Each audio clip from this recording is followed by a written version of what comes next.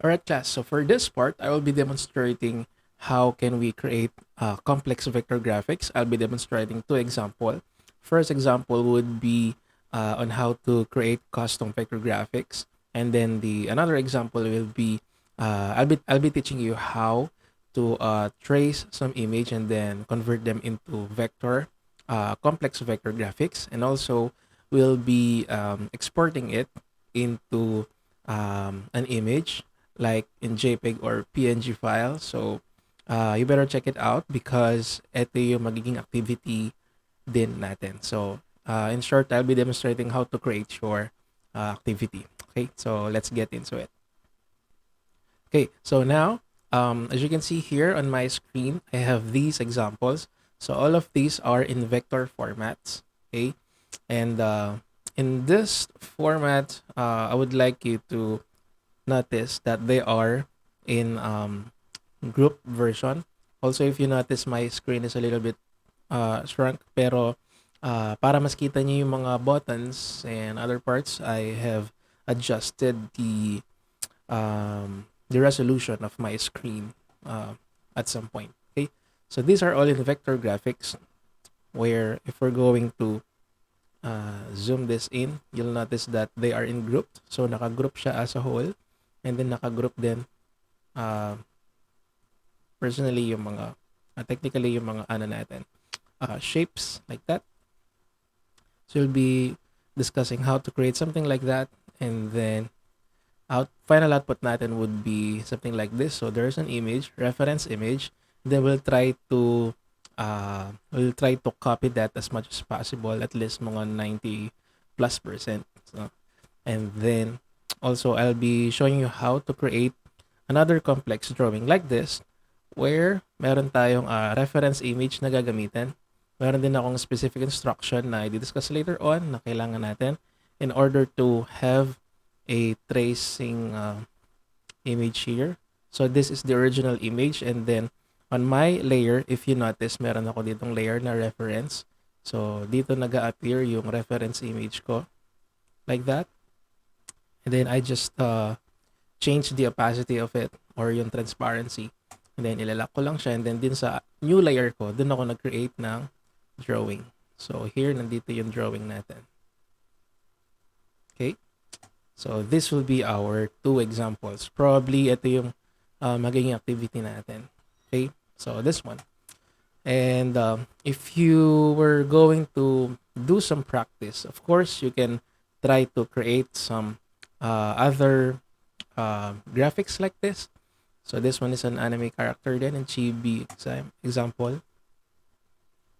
Tapos ito din, Pokemon din siya, Totodile. So, right. So yun yung mga goals natin. At least I'll be showing you two examples. Okay, so let's start. So first is, I'm going to create a new file. I'm going to click File, and then New. And then on my Adobe Animate CC, so it will show me some options here. Of course, I can just type in my width and height, but I can just use this standard 640 by 480. Platform type is ActionScript 3.0, and then I can click Create. So this will be our first example. Let's save this first. So I'm going to save this on my folder part 2 output, and then let me save it as drawing 1. Okay, so for this example, I'll be using a reference image. So I have here some reference image na pwede nating magamit, of course, but I'll be using this one. So this one will show on how to use our lines. I'll be showing you to use pen tool, tapos converting and expanding the some strokes into fill, using some gradient, color, etc. Okay, so let me just drag this dun sa stage natin. So I will just drag it here on our stage. Like that. If hindi nag-work yung pagda-drag dun sa stage, you can just click File, Import, and then Import to Stage or Import to Library. In that case, pwede niyong hanapin yung image na gusto nyong i-add. So, let's begin with this example. So first, I'll be using my free transform tool. So in this case, I'll be clicking this. Tapos i-resize natin yung image natin. Like that. So it will serve just like a reference image. Okay. Now, we can now start. I will just click this para show yung frame. Now, ito yung magiging reference image natin. And then dito natin gagawin yung actual image. So let's start. So first is, I'll be creating a rectangle without any fill. Tapos yung stroke natin, let's say I'll be using 10 pixels, I guess. All right, so to match yung ano natin, sample drawing a bit. So I'll be creating a rectangle like that. Then let me just drag it here. Okay. And then using my free transform tool, I can just adjust this size like that. All right. So once meron na ako ng rectangle, you'll see why ako gumamit ng rectangle. Okay. So once na nagamit ko na or nakagawa na ako ng rectangle, I might want to just adjust. Ito yung ano niya, edge niya. Curve natin ng konti up to this point, and then this one up to this point, like that. So just to create a nice curve like what we have as an example here. Okay, and then I can use my pen tool, of course, on this portion, so to create some kind of triangle, maybe up to this part. And you can use pen tool, you can also use, let's say, line tool to create some lines. Yeah, we can zoom it in. And okay, now the reason why na-create ako ng line, of course, para dun sa ears. So I can just move this a bit like that.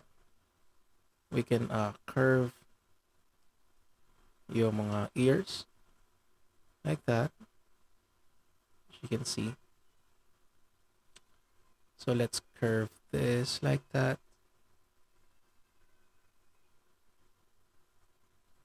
Okay.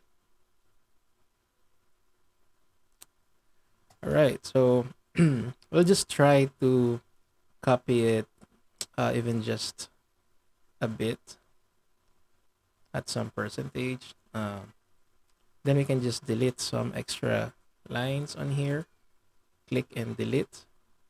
Next, I would be adding some lines. Maybe I can try to lower its stroking to maybe 8 or maybe 9. Yep. Now, let me add some another lines from here.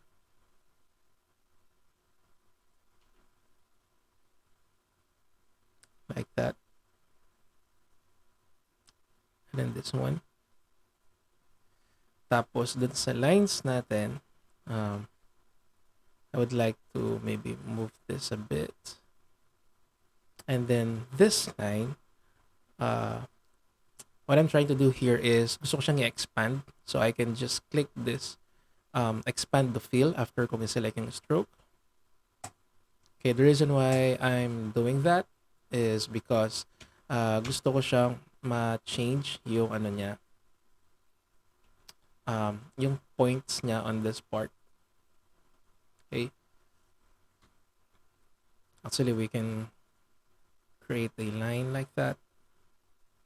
So para makita natin yung line, and then let me expand it into fill. Alright, so now sure na tayo na fill na siya. So what I'm trying to do here is gawin ko siyang parang pointed like that.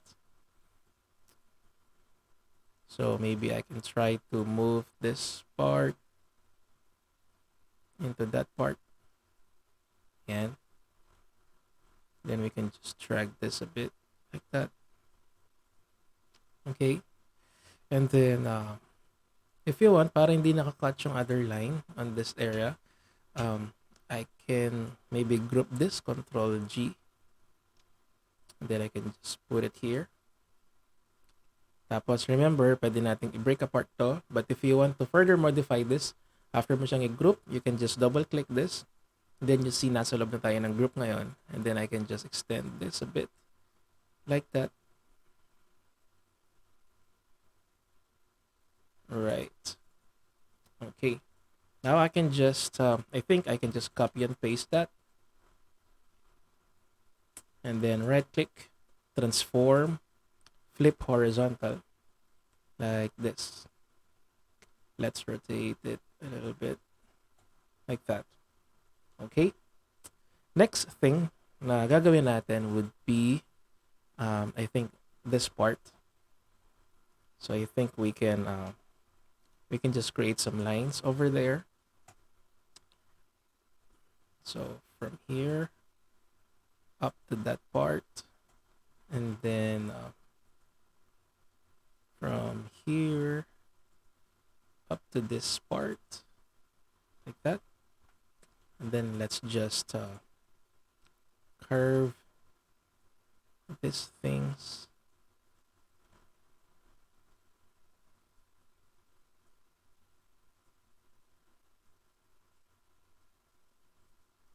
Okay. All right. So now, I think I can adjust the stroke into 8. So sinelect ko sila, and then sinet ko yung size ng stroke into 8. Now, I can just delete this part. Yan, yung mga areas na to. Drag a bit.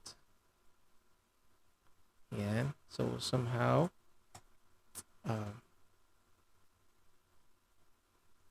it almost looks the same. Next natin would be the eyes. So yung eyes natin is gradient. So i-apply natin yung gradient color din sa eyes. So I will try to create some kind of an oval in shape. All right. Like that. I think it doesn't need a stroke at this point. So I will be removing the stroke. I'll be adding some fill color using my paint bucket tool. And then I can just remove that stroke. Okay. Then adjust. Easy free transform. Give it just a bit like that. Alright. So pwede natin create yung eyes. But I think I can start working first dun sa part nung dito niya. Okay. I can group this first muna. So group ko muna yan. Control G. And then I can also create a line anywhere. Control G. Now I can select both of them. Tapos, I would like to use the align panel like what I've discussed earlier. So, make sure naka-check yung align to stage. So, I'll be using this align horizontal center and align vertical center. Ayan. So that meron lang akong idea na ito yung center. I can adjust size. Okay, so ito yung magiging center point ko ngayon. I guess it would be good if I'm going to cut that. And then I'll just create a new layer.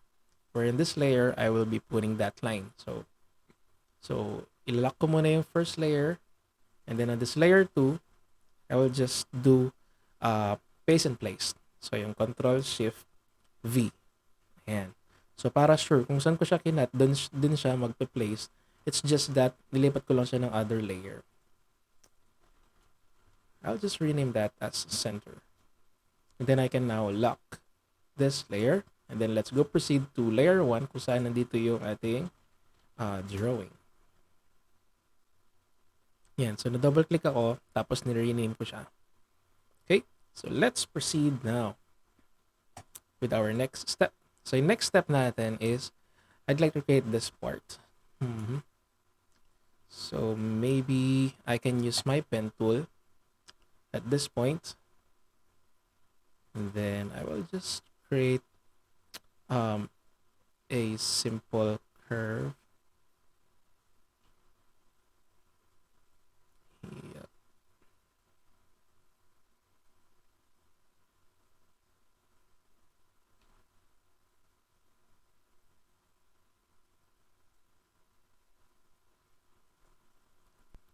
Okay, so from this part, I will just select this line. I can just set any color that I want. So remember, yung sa center line natin is on another layer. Tapos nakalock din siya. The reason why nilock natin siya para hindi natin nagagalaw yung line na to, yung center line. Right now, I have created this drawing. I mean, this line. Maybe I can just my idea is just I can just copy this line and then paste in place, Control Shift V, like that. So when I hit Control Shift V, so it literally being copied and pasted on the same place where I copy it. So that's why meron tayong two objects here right now. So I can just right click that. Make sure hindi muna tayo mag-click anywhere because kapag kinonfirm mo na yan, hindi mo na makikita yung pinaste mo na object. Nag-merge na sila, diba? Because we're on merge drawing mode. Yan. So yung itong pinaste ko na to, right click ko siya actually. And then I'm going to transform that horizontally like that. And then I can just move that using my arrow keys. And this is just my way of making this drawing. You can create your own, of course. You can modify this further. But, yep. Let me just turn off this center layer. So, para di ko makita yung line. Now, as you can see, I have this, yung dalawang lines ko na nandito. So, nag-intersect na sila. And that part, since etong ano ko is naka-group, yung pinaka-head kanina na to, I think I can just cut that and then I can create another layer. Let me rename that as head and then Control Shift V and then lock that layer. So as you can see, if I'm going to hide that, yan, ito lang makikita natin dun sa mismong drawing. So I'll just, I have just created this layer na head temporarily. So para lang maayos ko yung line na to, o yung drawing na to. So let's try to fix these lines. Try natin na i-smooth yung line. So by clicking, oops, nasobra niya tayo ng smooth. I guess we can just select this area and then click natin yung smooth. Yan.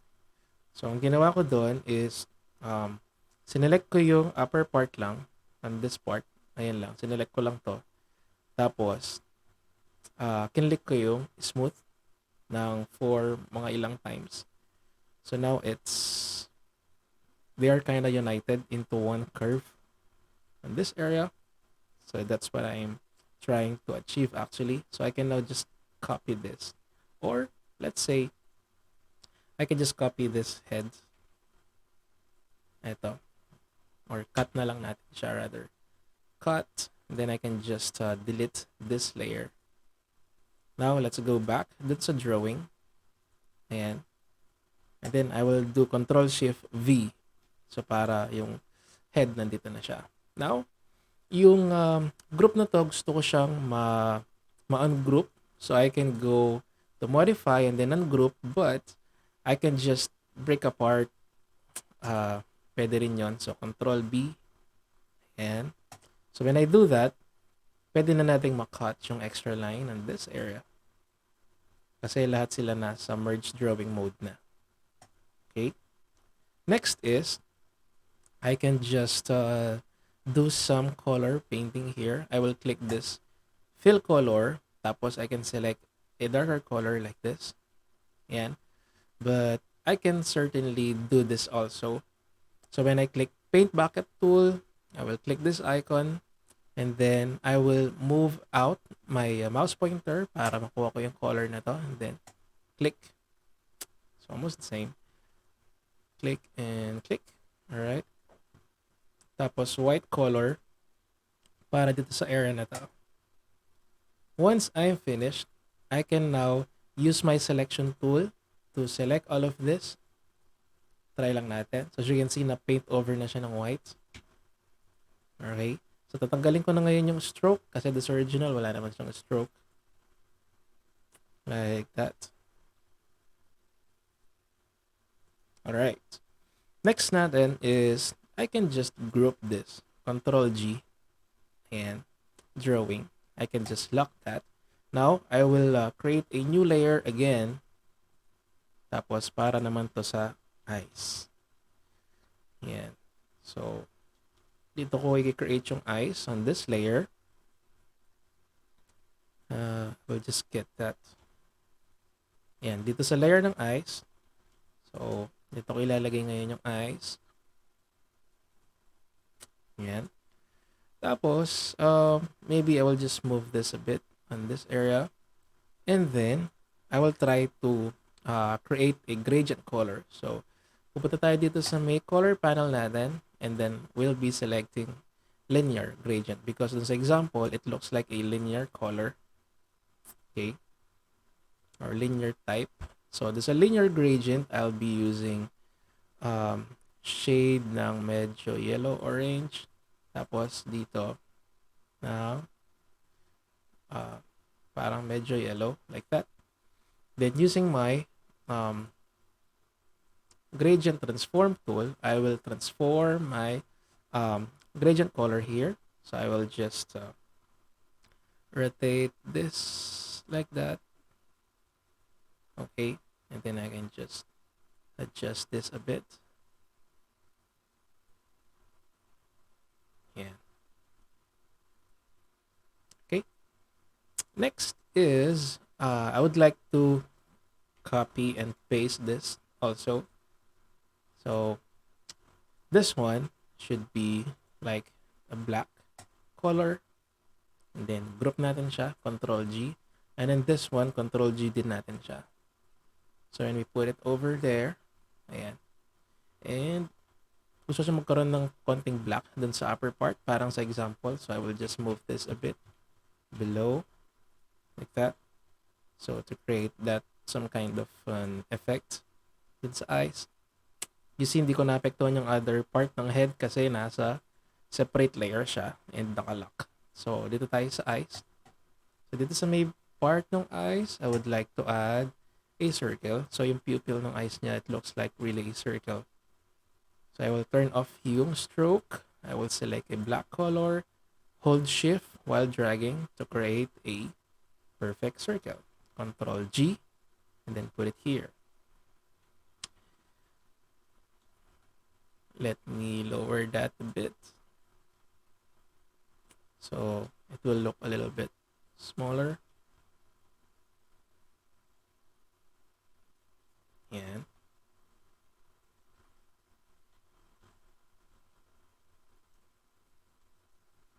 Okay. Next thing is I would like to create another oval in shape with white color. And using my free transform tool, I will just adjust this a bit like that. And let's group this to Control G. So it will appear on the upper side. Okay. Then now, I guess we can just make it a little bit smaller.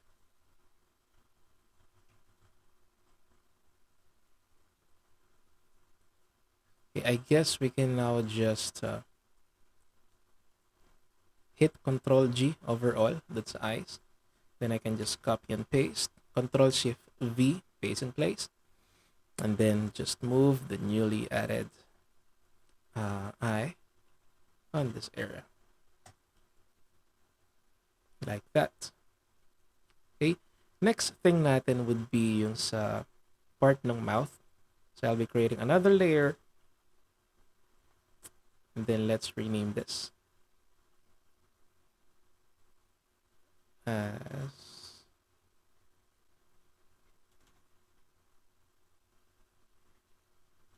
mouth. Okay.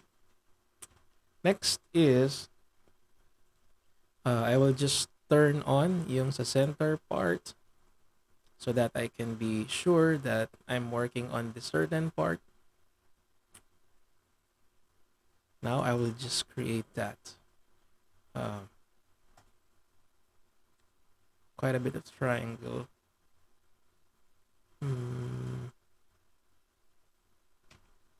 Yeah, we can maybe just turn off this stroke. I will just use that color like that. Then create tayo ng nice portion, no? Sa nose. Wait.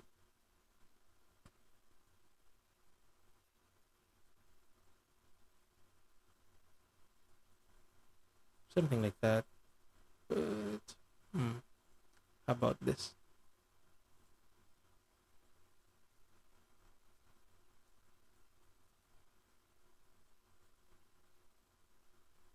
So it's not that pointed on that part. And then we'll just use free transform tool.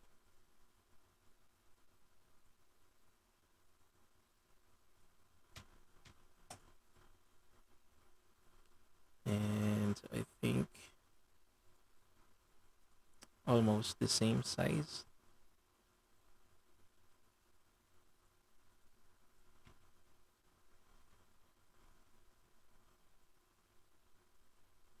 Okay. So I think that would be okay now. We can now Control G. Then we'll just place it here. Let me just actually drag my layer sa upper part. Yan, para mas kita natin. Next thing would be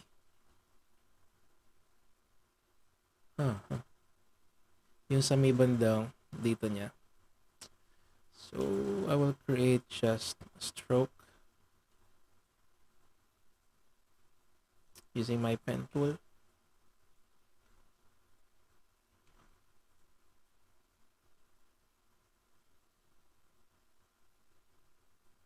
Like that.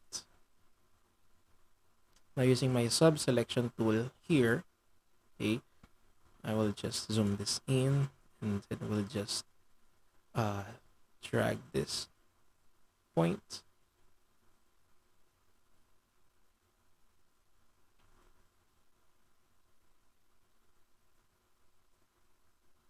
Okay.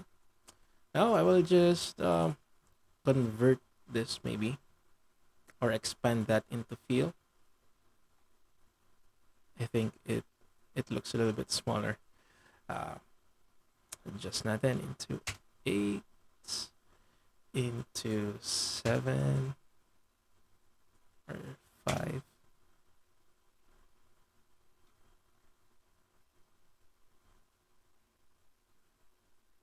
Okay, something like that. Then I can now just expand it into fill. So it will be transformed into fill. Tapos, let's just do this.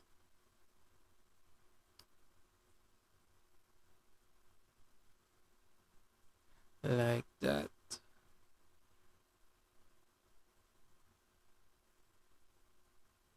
Right.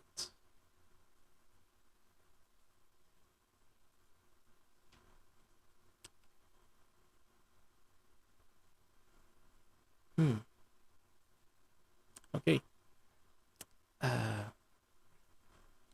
We could make that a little bit bigger.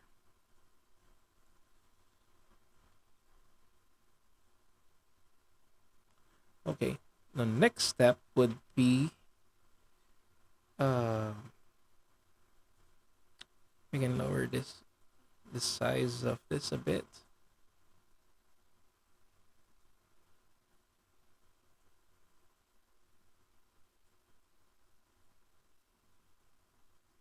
Okay. Then I can just select a different color, like gray color. I can just hit Control G and then Control Shift V, so we can just have paste and place. So copy, Control Shift V, transform, flip to horizontal or flip horizontally, and then I can just arrange this and then bring to front like that. Let me just turn off this center and then mount. All right. So we now have this example. We might not be able to copy it 100%, but as long as we're uh, actually okay with the output, it looks almost the same. We can still double click and then um, fix some things here. We can smooth or drag this a bit.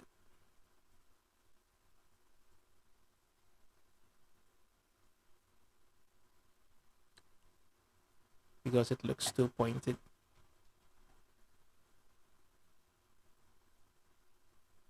Yan, nag-paste and place tayo. And smooth like that. Okay. Now, so we now have created this head part. Okay. So in this area, we can now continue this. Of course, you can continue it with your own practice. You can try to work on this parts. Pero dun sa example ko dito, ayan. So it works something like this. So I have this bell version. So naka-group din siya. Meron ako ditong stroke na in-expand ko siya into fill. Tapos dito sa may bandang part no mga feet niya, ito yon. So I've created something like this. Yan, these are actually stroke originally, yung part na to. Kinonvert ko lang, in-expand ko lang into fill. And then I created a pointed part. So ganun lang din. So to create that output. Tapos ito naman yung sa background niya. Yan. Okay? So that's how you work on that. And then now we can proceed with the next example. So next example natin would be something like this. How to like trace an image and create a vector version of that. So meron ako ditong layer for reference. Meron akong layer para dun sa actual drawing. So let's have another example. So I'll be creating another new document here. Tapos I can create a new document like that. Let me save this first as drawing 2. Yeah. On this drawing 2, we'll just try to copy this drawing that I made here. But first things first is we should be able to have this image first dun sa stage natin, and then we should be able to adjust yung alpha niya. Okay? So ito yung nakikita nyo dito na ina-adjust ko. Yan yung alpha. So pag 100%, kita mo siya. Pag lower value, ito na. Parang unti-unti nagiging transparent na siya. This can only be achieved kapag yung image natin is converted into a symbol, which is sooner gagamitin natin yung mga symbols sa animation, but for now we'll be using it to have a tracing image. Okay, so first let's find our image. Ito si Mudkip. I will just try to import it dun sa stage natin, and ito na siya. I will just enlarge yung size. Yeah. And then, gagamitin ko yung image na to. As you can see dito sa properties, wala yung alpha na settings, no? So, magiging available lang yan pag converted na to into a symbol. Okay, so paano yung step by step to do that? Once na nalagay mo na yung image dito, ito yung step natin. First is, you have to select the image or the object na gusto natin i-convert into a symbol. Don't worry about what symbol is for now, but especially pag sinabing symbol, there are special elements sa Adobe Animate na very useful pagdating sa animation part natin and sa scripting part natin. But for now, just imagine na kailangan natin, required tong symbol na to na gawin para ma-adjust natin yung opacity ng image. So to do that, first step is select the object or image. Second step is modify, convert to symbol, and then select graphic. So ganito yon. I-click ko yung image.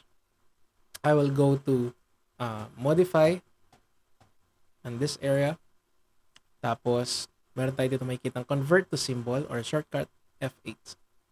So when you do that, may mag-appear na dialog box. Select lang natin yung graphic. And then sa name, it doesn't have to be any specific. Okay lang kahit anong name lagay natin diyan. Let's say type na lang natin mudkip. Like that. And then I'll just click OK. Now, it is considered as symbol. Now, makikita niyo dito sa properties panel class na nakalagay graphic symbol siya. And hanapin niyo lang dito yung color effects. And then dito sa style, hanapin niyo lang yung alpha. Dun sa alpha, nakaset yan by default ng 100%. Pero if we're going to lower the value, ayan, mag-a-adjust yung value niya into mas transparent version. Next step would be, dito sa layer natin, I will just lock this layer para hindi natin nagagalaw yung image or anything. Tapos ito yung magiging reference image natin. So I will just type in reference image. So what we'll be doing right now is iti-trace yung image na to actually. So hindi tayo dyan magdodrawing, of course. Magkikreate ng new layer para dito yung mismong drawing area natin.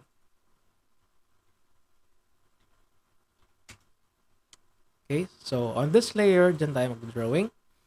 Next is, I'll be using pen tool. I can set it into 2 pixels, I guess, yung line. Ayan. So, nag-click ako sa pen tool. Stroke, we can set it into a darker color or you can just use black. By default, stroke ko is 2 pixels. And let's start. Okay, so using my pen tool, I can just click and then drag in this area. So simply tinatrace lang talaga natin yung image. Yan. So pag nag-click and drag ako dito, as you can see class, dahil meron siyang guides, sumosobra yung curve natin dito. So what I can do here is I can just hold yung control gaya na discussion natin kanina, and then I can just lower it now like that. So para yung next line ko hindi masyadong naka-curve or hindi sobra yung pagkaka-curve niya on that part. Yan. It's okay kung may lampas ng konti, you can still hold control to lower it down like that.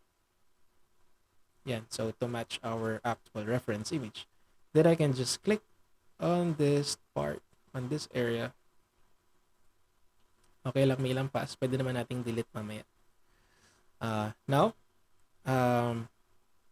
I can click selection tool para matapos na yung paggamit ng pen tool. I will click again, pen tool. Tapos, click and drag. Tapos, click. Or, maybe we can use, we can continue click and dragging on this area like that.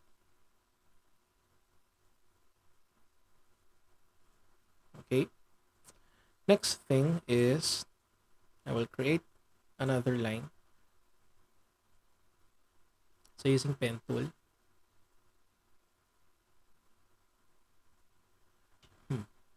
so click Tapos, click and drag. And then, click and drag. Tapos, sobra ulit. So, I can just lower it down a bit. Yeah. Tapos, click and drag. And then, click and drag ulit tayo to form yung shape ng head natin. Or nung, yan. Next thing is, I will continue like that. Yan.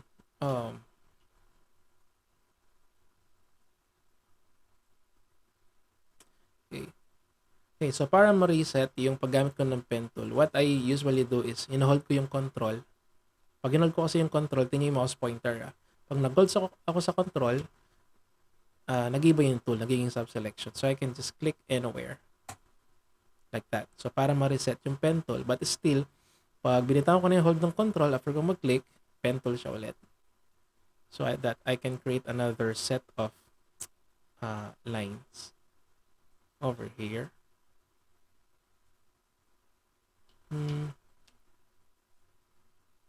Always be ready din dun sa Control Z para pag meron tayong mga kailangang i-undo, so I will just continue working. Pag meron tayong kailangang i-undo, ayan, mabilis lang natin siyang ma-undo.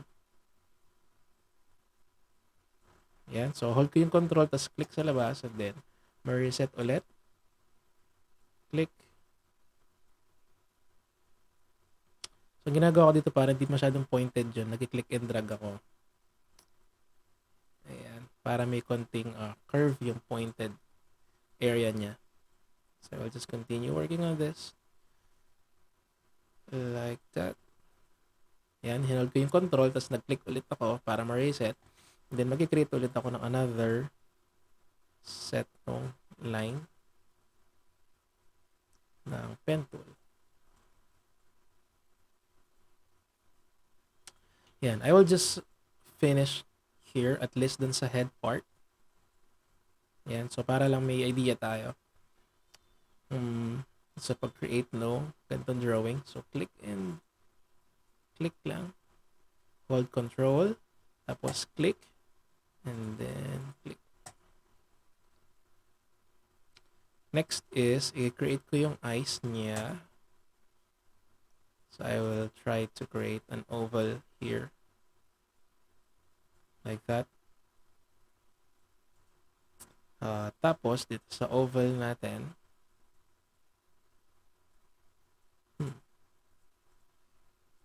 I will try to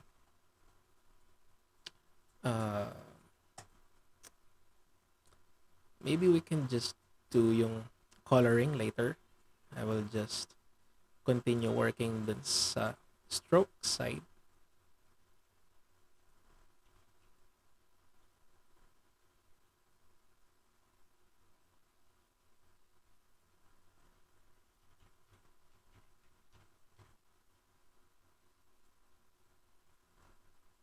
Yeah, so copy and paste, Control Shift V. And then, yeah.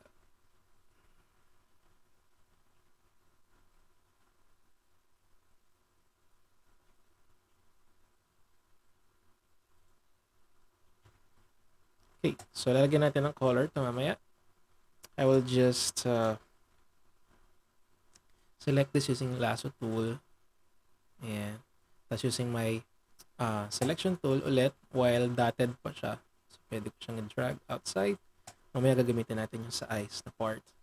Now, let's try putting some colors on this drawing. By default, kapag nag-drag tayo ng image, and when you go to library panel, para makita nyo din si library panel, nagiging parang storage siya. No? Lahat ng dinadrag natin, lahat ng ini-import natin na images, nasa-save sila dyan for further usage. So, I can actually click yung modkip.jpg na didrag ko dito sa stage kanina. So, parang nagiging copy parang storage to. Kahit i-delete mo yung nasa actual stage, meron ka pa rin copy dito sa library. So I just click library, and then on this area, I would like to um, drag yung modkip.jpg from library papunta dito sa sides. So para lang may copy lang ako ng color. Pwede tayo mag eyedropper, di ba? Sa coloring. So like that. Siguro dito sa eyes.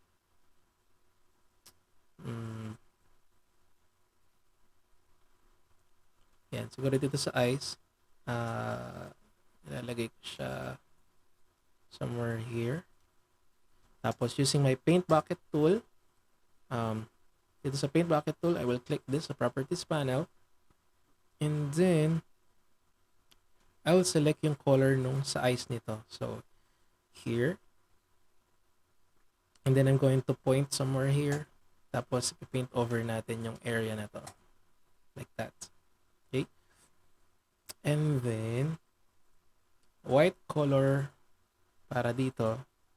And then, another color para dun sa part na yun.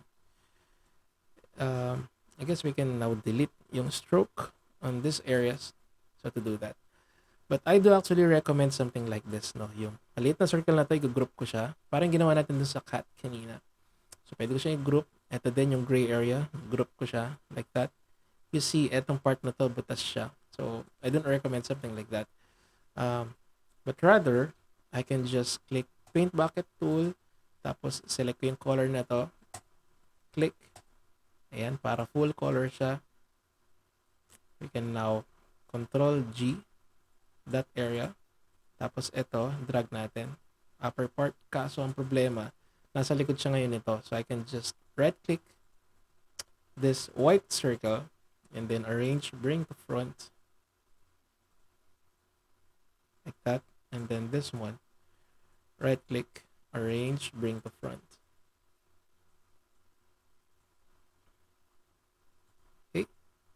Now Control G para meron tayong copy nung sa eyes. Yan, dito.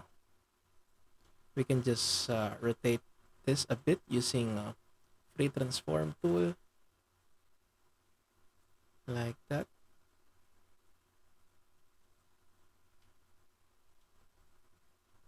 And then we can just copy and paste it. Copy and then Control Shift V, paste in place. And then let's drag it over there. Right, so as you can see, nakikita na natin yung malapit-lapit na yung sa output, no? Next thing would be the cleanup. So after mag-drawing, we need to clean up our drawing here. So let's do some cleanups. So delete. Yan.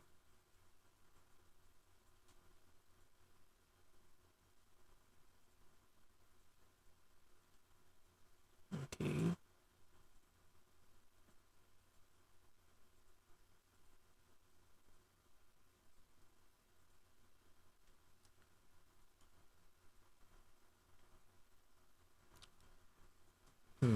So delete natin yung part na yun. This one. What else? Okay, on that area, we need to have something like that. So let me just, using my selection tool, let me just select this part and then just hit delete on keyboard. Right? So, so ito yung cleanup version ng drawing. So, yun, yung ating cleanup version of this drawing. Next thing would be the coloring part. So, what we'll be doing here is I'll be using my paint bucket tool. I will click this icon and then I will just select some colors from my original image. So, let's actually do that. So, using my paint bucket tool, click. Then I will select this color. Then let's paint it over here or click over here. Like that. And also paint bucket tool ulit. And at least yung head magawa natin. Then that part. Then this color for this area. And let's do that part. So get this color and then color. Okay. So natapos na natin yung sa part nung sa head. But actually, if we're going to make it more alive, we can actually like mm, add some shading. So gaya ng na-discuss natin kanina, we can use brush modes. And also, we can apply yung recommended way na sinabi ko kanina. So let's say for example, in this area, add tayo na medyo darker side. Kaya, so I will do this. So something like this.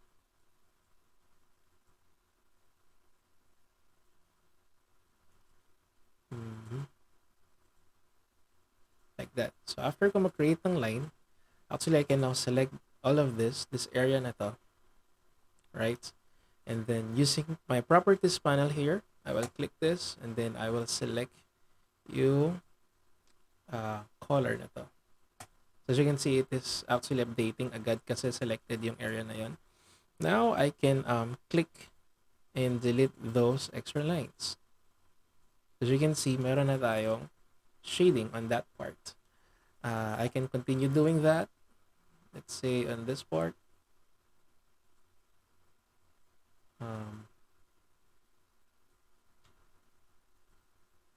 Let's say, siguro gawa tayo ng line on this area. Tapos, this area, like that. Tapos another.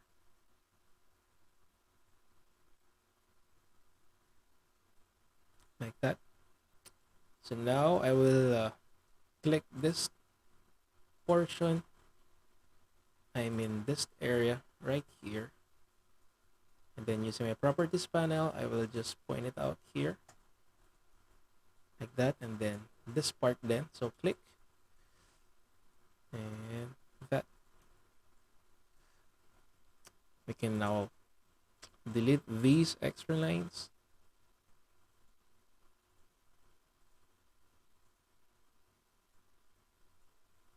And so we can still further do something like that, of course. Yeah, like this. Then I will just select the darker side of it.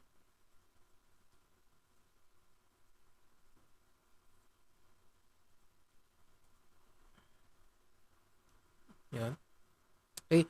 So of course we can still add more on this particular drawing. But at least kahit hanggang dito sa part lang na to ay ma-testing natin siya.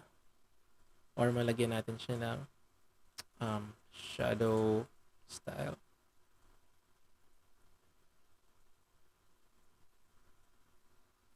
Yan. Yeah. So, hindi pa siya tapos, but you notice, class, on this part, yan, at least we have tried to trace the image, put some colors on it, applied yung mga na-discuss natin, and as the final output, we can create something like that. You can still change yung color ng stroke at the end. So, dito ginawa ko siya medyo dark gray version. Tapos nag-add ako dito ng another part ng highlight niya. So nag-add ako ng highlight, shading. This one is a group version of that. Ayan. This one too. Ayan. So in-apply natin yung shading part, tsaka kinontinue natin yung part nung sa body. So of course, you can create something like this. So Control-Enter to preview your work. Now, last thing na gagawin natin here is how can we export it as a JPEG or PNG version. So to do that, we can actually do something like this. Just follow the instruction. So just click nyo lang yung file and then export and then export image. So pwede natin siyang export as image. And when you do that, may mag-appear dito ni dialog box. And you can actually set or select kung JPEG siya, or GIF or PNG, etc. And yes, so I have just adjusted my screen so para makita natin yung buttons dito in this area. So again, you can choose JPEG or PNG kung gusto natin transparent yung background. I can choose JPEG. Quality 100%. And we can adjust yung size. But we can now save it. And then a dialog box will appear. So para ma-save natin, so I can just click save. Then I can just find that folder. I have here yung folder. Ayan. So in this folder na meron tayo, ito na yung na-save or na-export na image. So when you double click that, you'll see this output right now. Okay. So that's just how you create your complex vector drawing here in Adobe Animate CC. And that's just how you export it into JPEG or PNG into a working image. Okay. So class, I hope you've learned something from our discussions. And thank you for listening. Goodbye.